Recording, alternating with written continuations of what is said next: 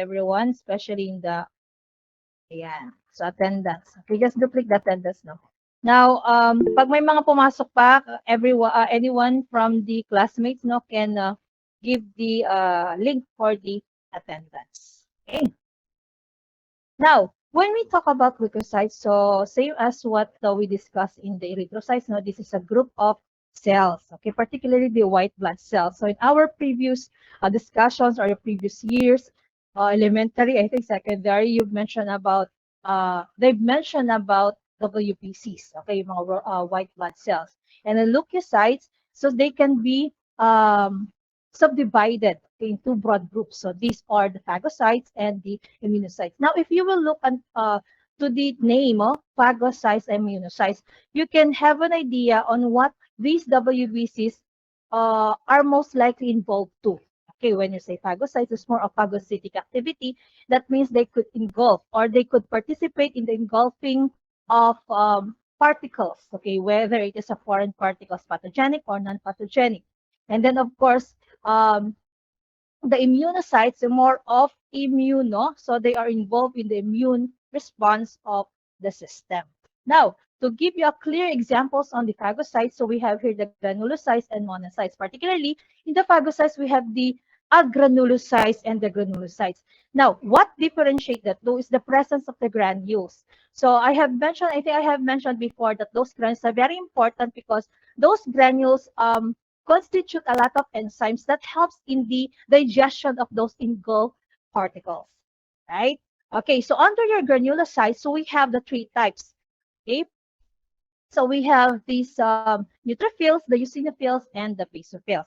So if you still remember your, oh my goodness, if you still remember your histology, so they have different morphology in terms of the stain-loving reactions of the amatoxylin and eosin, at the same time, the presence of granules.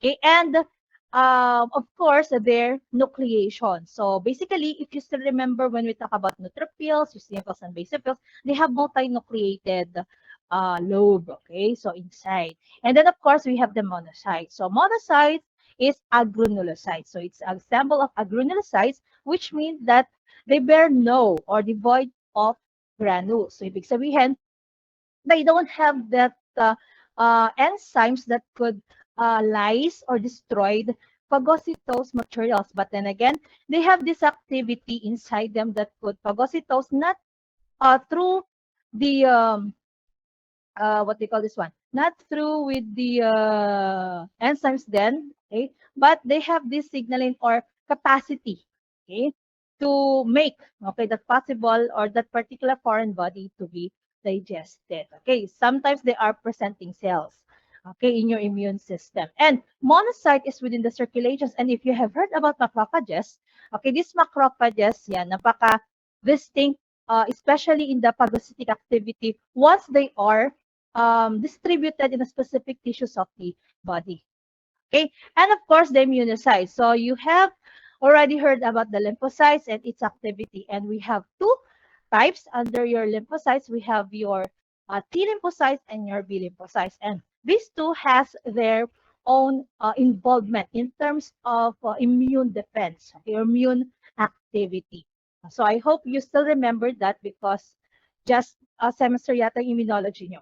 Okay, so next, okay, as I just want you to see again this illustration showing you the lineages. Okay, so the lineages or different lineages of those identified leukocytes. Okay, so basically, you remember the stem cells and committed cells, and from these committed cells will give rise to the different or proliferations of different lineages of your phagocyte and your immunocytes. So immunocytes, meron tayong lymphoid stem cells, and for your myeloid stem cells will give rise to your granulocytes. Okay, so please do remember the sequential pattern of the development because this might be important. Actually, it's very vital, no, for you to assess, okay, during the assessment of conditions where you can see different sizes or different shapes of not only average in the circulations, but also with the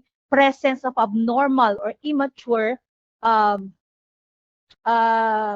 dito, granulocytes. Okay? So with that, no, it will give you an idea if the animal is suffering from some diseases or disorders, myeloproliferative, or let's say mga myeloplastic in origin, okay, or the picture or the connotations leukemia. Yan. So yun yung mga pwede nyong differential diagnosis when you see some abnormal or immature cells from the leukocytes, okay, leukocytes lineages. Okay, the term myelopoiesis, same or a counterpart of the erythropoiesis, which means the development of your granulocytes. Okay, so or your leukocytes. Okay, so yung myelopoiesis. So this myelopoiesis is influenced same as your RBC na may mga cytokines involved. So we have this specific cytokines for the myelopoiesis. So this myelopoiesis needs cytokines GCSF and your CSF. Okay, and then some interleukins 3 and 6. So I hope you still remember those interleukins needed in the development or complete development of the RBC. And some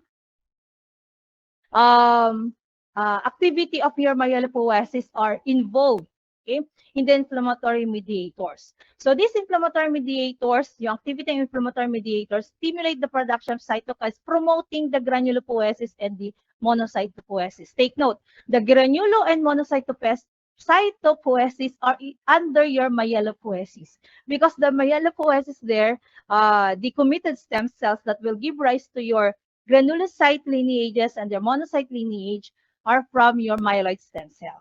Okay, so if you will notice here, we have the picture, the right. No, you will notice here how these different mediators and of course the cytokines interleukins involved in the productions or development of a specific myelocytes. Okay, yung mga granulocytes or monocytes natin.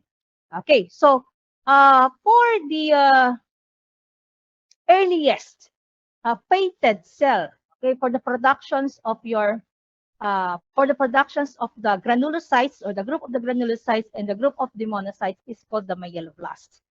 Okay, so if erythrocytes, committed and fated cells is the rubriblast, so the earliest fated cells for the lineage is the myeloblast for granulopoiesis and monocytopoiesis, or collectively known as myelopoiesis. Now, an example of the pictures of your myeloblast is this one. 2 myeloblasts, smaller round cells, and 2 monoblasts. So, eto naman, if you will notice now, these two pictures shows you that presence in the circulations reflects some kind of conditions. And the conditions identified here is leukemia. Now, can you describe to me the environment of the picture or the environment of the photomicrograph? What do you see about the structure of the RBC? If I'm going to ask you to identify the possible abnormalities in shape of the RBC, can you tell me what it is? Hello? Sige nga, try nyo nga. So, if you're going to describe that, so there are spicules. Parang may crenations. Wala, you have crenations. And some, what do you call that, stacking? So, may rouleau formations of a crenated, okay, erythrocytes. So, nasabi ni Ms. Ortiz kanina, some of the shapes that can be seen na folliculocytes. So, this specific one, you have their crenations. So, what do you call that kind of cell, RBC cell? Echinocytes. Okay, so very good. No, so is that echinocytes? Now, if you identify those changes, so ito na, kapag gumagawa ka ng assessment you describe first. No, you describe what you see, okay, in the environment. So you have these two particular. Basically, I told you that no immature cells should be found in circulations. In the RBC, let's have we have the higher number of the mature one in the circulation, which the same with or which follows the same applications in the other lineages of blood cells. So dito, itong dalawang to supposedly are within the bone marrow alone, but because of some instances like conditions, may leukemia tayo, may problema tayo sa let's say meron tayong myeloid proliferations or myeloproliferative conditions in which there's no control, okay, in the development. Okay, so meron tayong uncontrolled development of the lineages, not only with the WBCs but also RBCs or vice versa, no? So ganyan yung nangyayari. So your differential diagnosis giving you an idea. Okay, bakit meron tayong abnormal sa circulations with stocking of this RBC, which is supposedly not to be seen in dog because stocking in dog is not that um, parang prevalent, no? So hindi yon dominant sa kanila to have or to see stocking of RBCs, not unlike your rulu formation in RBC and some portion of cats. So okay lang sa kanilang rulu formations, but here is not. So that means you can have idea that the animal suffering from hemopoietic condition of hemopoietic disorder.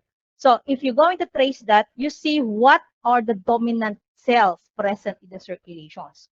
So hindi ko sinasabing you can give your etiology diagnosis already because what you see here might be a manifestation of more, what do you call this one? More serious conditions. So if you're going to ask me, Doc, edi yung mga nakikita namin or yung mga assessment namin of different or abnormal immature cells, especially with different sizes and shapes in the circulations, might is not actually a disease. Yes, because it might be more of a manifestation of a serious disease. So sabi ko nga, anemia, leukemia, these are conditions. So that is not only originated from one type of disease. So it is a great manifestation of an underlying disease. That's why you have different possible conditions that causes this kind. So leukemia is one, especially those diseases affecting the bone marrow, okay, which could lead to the development of different or the cancer cells, nasasabi, WBC cells. Sorry, cancer of the blood. Cancer cells kasi it's more of the neoplasm, no? So, specifically cancer of the blood, nasasabi, that's leukemia because of myeloproliferative conditions. Okay, so trace. So that's how you're going to assess. Kasi baka mamaya pag mag-morphological diagnosis kayo, thinking pupunta na naman kayo agad-agad doon sa disease, that's etiology. Okay. Morphological diagnosis is what you see. Okay. So ano yung madi-describe nyo? So among those sa inyo, no, meron namang nakakantita. I think I want to mention, no, the group of yung group of na-identify nila. Ano ba yung chinek ko last time? Ayun. Group of kids, group of ano ba yung makulay? Apat na group yun eh. Nicole and what was the other one? Yun. So, as I read, okay, on the morphological, so ayun anong group sila, pero may konting pagbabago lang ng konti. Okay, dun sa may kina Scott yata yun, yung group nila yun. Ayun. So, I don't blame everyone, no, kasi you are still at the parang birthing birthing activity nito. But definitely I want you to learn, okay, how to describe. Kasi sabi ko nga, describe. Most of you, okay, doon sa hindi ko mga nabanggit, hindi description ang ginawa. You already, okay, parang sinabi nyo kagad yung underlying issue. What if hindi yon? Okay, so ibig sabihin, sinabi nyo agad yung etiology. Okay, so yun ang dapat nyong i-restrict muna. So don't mention abruptly yung cause. It first should be described. Okay, so yun yung morphological descriptions natin. And in systemic pathology, we are not only dealing with the morphology, but also the histological, okay, the histological characteristics. So as what we are mentioning here in the picture. Okay, so myeloblast follows the normal sequence. So ito yung mga progeny cells natin from 4, 16, 32, 64, blah, blah, blah. So that is the sequence of number produced of maturing WBCs. So kapag nagkaroon ng problema dyan, that means there is an increase in the production or excessive production or accelerated, okay, production. Kung lesser naman doon, so that is depressed. Okay, productions. In the WBCs, very critical. Kasi we have yung later, no, we have the conditions that might reflect on the increase and decrease. And the depression and accelerations of the productions might be reflected in the environment, or in the environment, in the blood, okay, in the circulating blood. Okay, next. Gumalaw ka. Ayan. So, this just a picture caricature shows you the different granulocytes. Okay, so from eosinophils, neutrophils, and basophils. Now, if you will notice, so they have different characteristic in terms of the presence of the granules and the loving of the hematoxylin eosin stains, or the reactions in the common or routine stain. Now, for eosinophilic myelocytes, you have their very eosinophilic, so very pinkish or bright red. Sometimes it um, appears like orange, okay, depending on the dami ng granules that has, okay. And then, of course, the neutrophilic myelocytes, so you have there parang bluish, okay, or pinkish, bluish pinkish. But if you compare that to your eosinophils, it's more lesser in the colorations or in appearance, okay, as reactions in the protein stains. And if you see basophils here, just more bluish or violet in nature, okay, because the eosinophil, the granules reacts to the hematoxylin eosin. Okay, so hematoxylin is more of bluish, and then the eosinophils or the eosin reflects pinkish. Okay, so kapag blue siya, so nag-react siya. Okay, so eosinophils naman, red-loving siya. Okay, so kaya siya pinkish in color. So, the word element for their term, okay, doon sa name nila, follows the reactions in the protein staining. Okay. So this is just example of myelopoiesis showing you the immature cells, okay, that can be found. So this is metamyelocytes and the bond. Okay, so this is a bond neutrophil. So when you say bond, para siyang ano yan, yung parang yung binibili yung pillow, okay, yung parang ganon. Okay, so that's how it looks like for the nucleus. And then we have here the eosinophils. Oh, by the way, in your histology, we have different characteristic of eosinophils depending on species of animal. So, hindi sila pare-pareho. So, I want you to be familiarized with that again kasi baka mamaya, once you assess or see picture of eosinophils in dog, and then meron tayong characteristic, tapos hanapin yung ganun yung feline, baka magkaiba sila. So you need to understand the species differences or species variations in terms of the different granulocytes present in these animals. Okay, so same with this one, just a picture, no? So I got these pictures in a cytologic book. Okay, that I think that's Pfizer, no? Scanned, and other one are pictured na para i-include dyan. But I think now they are can be downloaded or seen in from the internet. Okay. So granulocyte in the blood depends on three conditions. So take note that these three conditions affects the volume, the number, the circulations of your leukocytes in the circulations. So the first one is the rate of production and release from the bone marrow. So it reflects the populations of the circulating group of leukocytes. So kung gaano kadami yung, that's why I told you just a while ago about the accelerations and depressions of the productions ng mga granulocytes.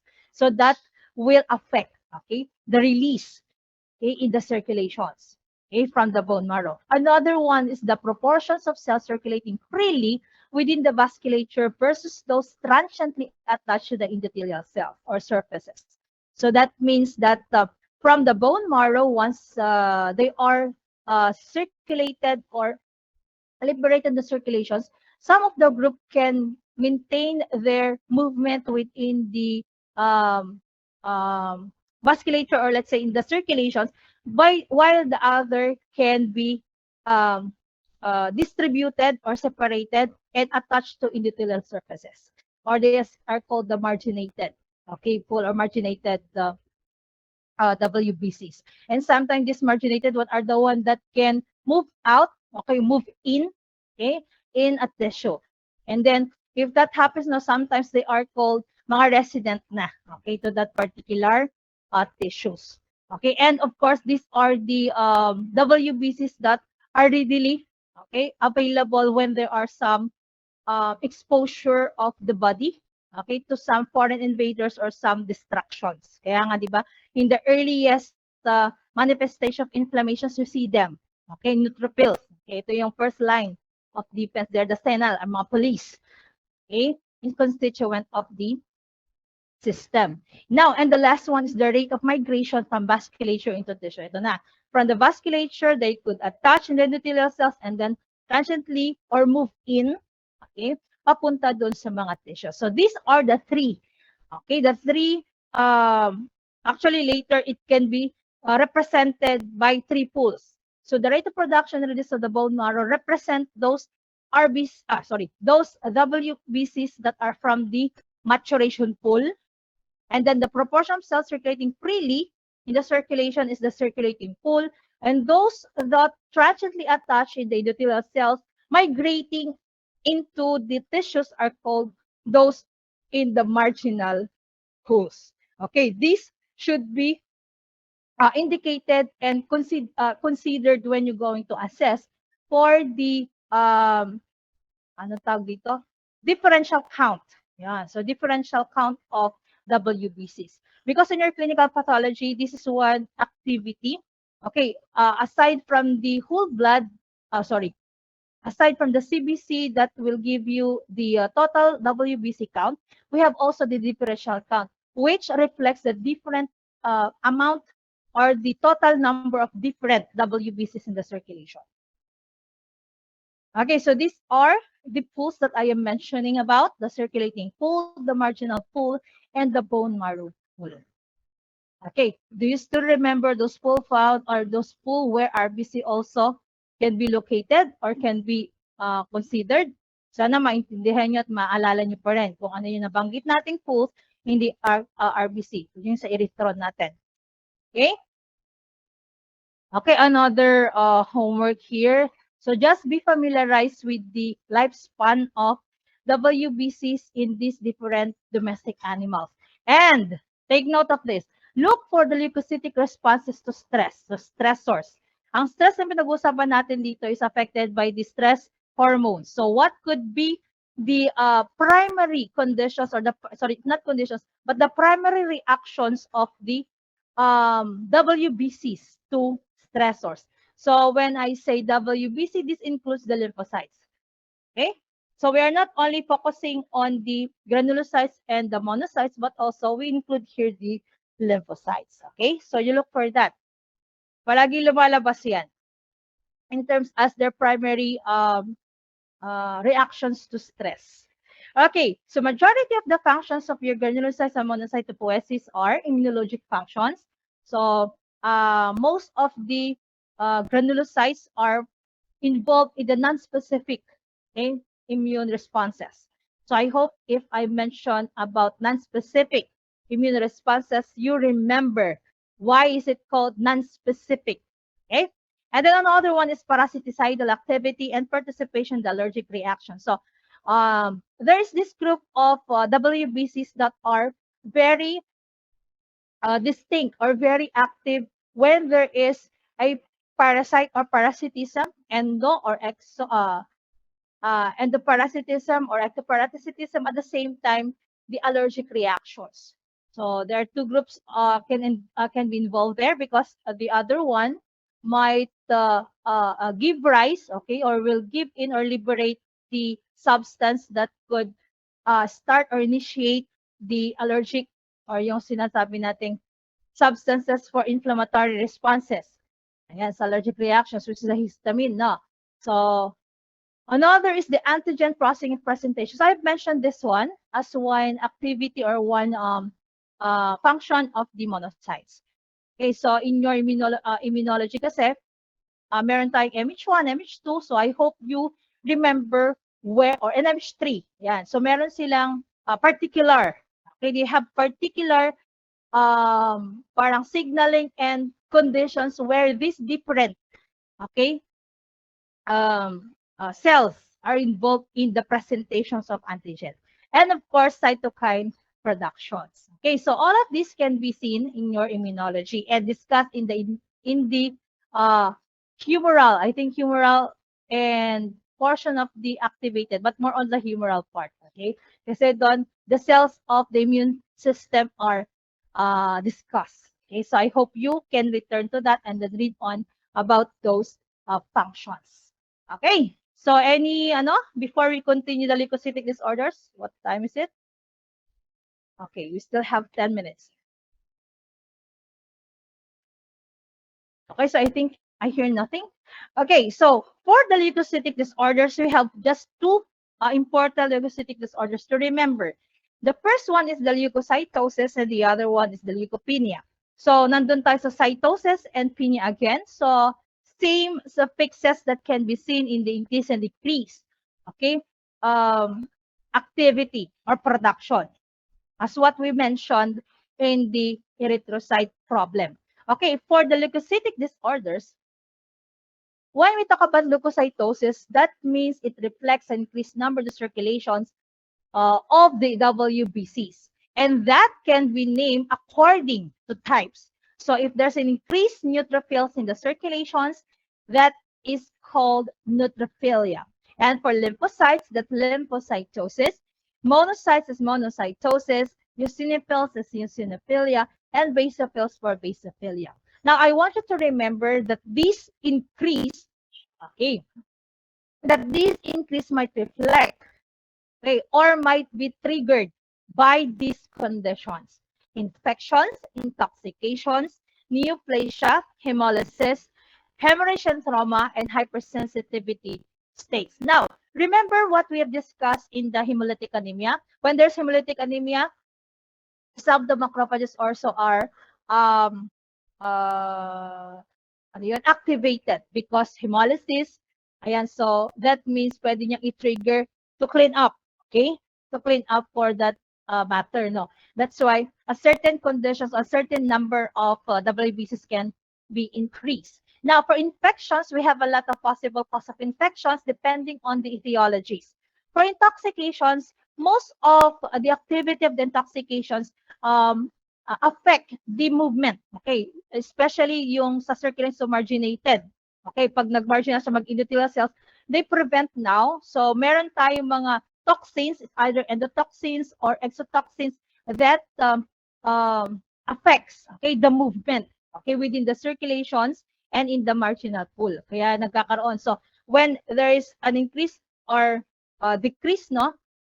So, kasi itong leukocytosis na to, it can also progress to leukopenia. So, later we will talk about that, how this possible leukocytosis can progress into leukopenia. So, what we are discussing here is some of the primary responses of your WBCs that could trigger the increase in the production. Okay, that also the name of these increasing descriptions is as what I just mentioned a while ago. Okay, so another is the leukopenia. So this leukopenia, so decreased number in circulations, which, okay, can be due to 4D. Okay, we have the 4D. So naalala nyo, nabanggit ko a while ago about the acceleration and depression. Ayan, depression in the productions or in the development of these lineages of WBCs. And in that part of depression, so we have here the 4D that affect or that will lead to leukopenia. So this can be degeneration, depression, depletion, and destructions. So if there are degenerations, so the reflected conditions there is ineffective granulopoiesis. That means the possible conditions affected is during the development. Ibig sabihin, there is the tissues involved. However, because of some, let's say, yung kulang, okay, the sustenance to complete cytokines, there's a problem in the cytokines, but the bone marrow is there. Or let's say may mga stem cells natin, but the bone marrow is has a problem. Okay, so that's degeneration. Okay, so the term degeneration in the Patho 1 depicts on the exposure of a certain cell or of a tissue from a cellular injury. And that tissue might be the bone marrow, okay? Continuously exposed, or let's say exposed to certain conditions that affects, okay, in the completeness or in the efficiency of the development of granulocytes. So that's affect the granulopoiesis, ineffective granulopoiesis. Another is depression. This is more of serious than the generations, because in the generations it is still has the capability to cope up if that particular conditions can be parang mawave na o mawawala, okay, or stop or control. But in the depression part, this is more of um, continuous exposure to the extent of exhaustion. So that's why depressions can be reflected. And if you will notice the word or the verb here, okay, yung adjective natin, adjective ba to? Adverb no? Itong, yung command word here is the reduced. Okay? So there's a reduction in the granulopoiesis, pababa na ng pababa. Okay, in that depressions might now lead to it either be depletions or distractions. Now, for the depletion distractions, these are more of a reflections of the possible capability or conditions of the WBCs in the circulations. So, ibig sabihin that the WBCs in the circulations might be exposed. So, different factors, okay, affecting their survivability. Now, degeneration depressions, if you will notice the differences of these four, the first two Ds, okay, could be located or could be seen focusing on the activity within the bone marrow, while in the depletion and destructions could be found more of or focusing on its activity in the circulation. Okay. Well, in the depletion distractions are not actually limited to this part kasi it could also happen inside the bone marrow depending on the conditions. But definitely, most of the time, they can be represented by these different sites, okay, of conditions causing leukopenia. Now, I want you to read on or be parang familiarize with the, ay baka sa susunod na, no? Tignan natin. Yan, okay, the types. Okay, sorry, nandito pala siya. So the types of the leukopenia, same as what we mentioned about in the leukocytosis, no? Dun sa increase as extended to types, you have the neutropenia, lymphopenia, and eosinopenia. And the term for the massive decrease in the number of WBCs in the blood, so WBCs alone is called panleukopenia. Now, I want you to read more on the pseudoneutropenia. Kasi you might encounter the pseudoneutropenia when you do assessment in your clinical years or clinical activities. So the pseudoneutropenia is an increased proportion of neutrophils in the marginated pool. Okay, so due to the increased blood flow or in response to stimuli, such as, I told you this a while ago, no? Such as yung mga intoxication, just like endotoxemia, that increased expressions of molecules promoting interaction between the neutrophils and the endothelial cells. And that means that those WBCs are moved to the endothelial cells, affecting the number in the circulations, but then increasing the number in the marginated pool. So kung ang kukuhanin yung dugo is from the circulations, then it will affect the number or amount of the total number of neutrophils within the circulation. So, in terms of the differential count, so, naapektuhan na ngayon yung neutrophil number. So, yun yung kailangan yung maintindihan. Okay. So, as a reading assignment, and I think this will end. Ano oras ba? I still have 3 minutes. Okay. To further your parang details on what I have just mentioned with regards to panleukopenia and, the leukopenia and the leukocytosis, you can read on those conditions, okay, mentioned. And I think you have that also in your LRP, okay, as part of the reading assignments. Okay, now, we have this important leukocytic response. The shift to the left and the shift to the right. Okay, so it's quite, parang maintindihan nyo naman siya in terms of the descriptions. So under the shift to the left, we have the regenerative and the degenerative. Now, if you think of regenerative, it's more of like a positive effect, no? May positivity. Okay, pero parang mayroon pa siyang good sign. While degenerative is more of parang a negative part. Yung prognosis niya parang nagiging bad. Okay. So what we expect in the regenerative shift is a slight left shift, moderate left shift, and the marked shift. So the characteristic that reflect this the regenerative shift is the movement of or the number of the mature and immature cells in the circulations, particularly of the neutrophils. Okay, so sa regenerative shift, there is the number, okay, of mature neutrophils, not outnumbering pa rin yung mga immature. Sa slight left shift, so may increase of neutrophils, so may neutrophilia tayo dyan, moderate same, and the marked shift, uh, distinct na yung taas, okay, ng neutrophils na mature in the circulations. Now, in the degenerative shift, okay, in the regenerative shift, you can see two distinct picture of increase, okay? Meron tayong presence, we have the immature at saka yung mature, but the mature still, those group na increasing in number than the immature one. However, the degenerative shift is baliktad, okay? What happened in the degenerative shift is outnumbering. The immature cells outnumbering the mature cells. So if that happens, no, that means that the conditions affecting, okay, the movement, okay, of the WBC in the circulations might be serious. Okay, and then the other one is shift to the right. Now the shift to the right reflects the presence of hypersegmented neutrophils. So if there's hypersegmented neutrophils, this hypersegmented neutrophils is actually a picture of a senile neutrophil. So parang recirculate yan, okay, in the circulations because of certain conditions that is continually affecting the system. Kaya meron tayong hypersegmented neutrophils. Okay, sometimes mayroon mga toxic neutrophils na makikita niyo. So those reflect these leukocytic responses. Okay, so I think that's all for that. Now, is this just a picture showing you those mature and immature cells? Most of the mature cells, alam natin yan, pag neutrophils, segmented yan, at least 4 to 5 segmentations to see if this is a mature one and then the band one.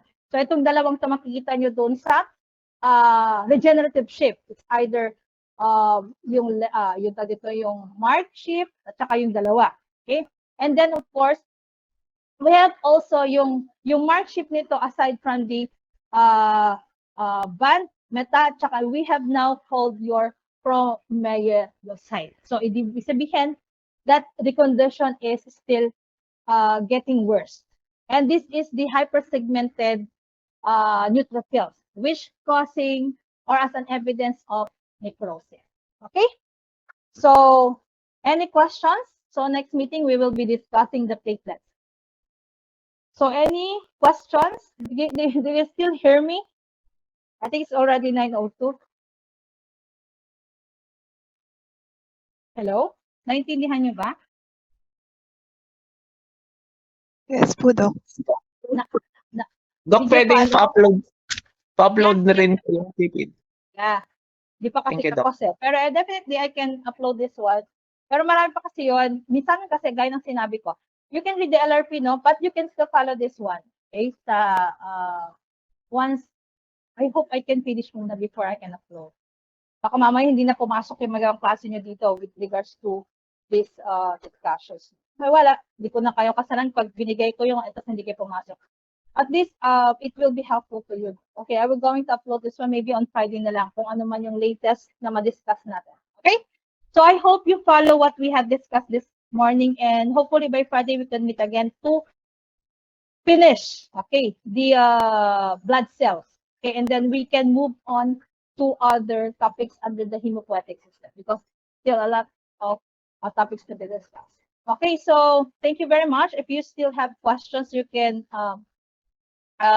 consolidate that and we can talk about that on Friday because I know that you have a class. Thank you very much for your time and hopefully you can enter earlier para we can start earlier. Kasi I will not going to start kung wala man lang kayong 50%. Nag-start lang ako kanina kasi I have a meeting by this after this one, no? Kaya hopefully next meeting, no? Mas maaga na. Okay, see you guys next meeting and thank you very much for today. Stay safe, guys, and I hope to see you face to face next. I don't know. I can say if it is next week or the other week. Okay, bye guys. Thank you very much and good morning. Thank Sorry you.